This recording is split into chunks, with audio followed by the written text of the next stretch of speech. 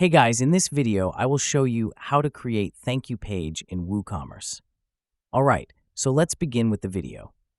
To start this process, you'll need to first install and activate a specific plugin. To do this, head over to your WordPress dashboard and navigate to the Plugins section. Click on Add Plugin and you will be redirected to this page. Here, you can search for the plugin by name or browse through categories.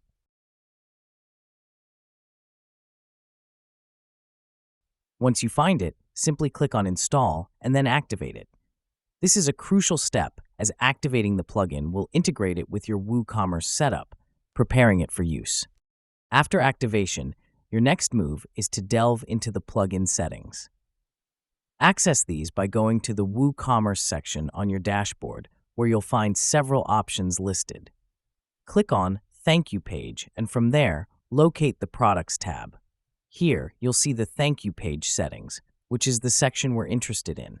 This area allows you to configure where you want customers to be redirected once they complete their transactions. In the Thank You page settings section, you'll need to go to the bottom of the page.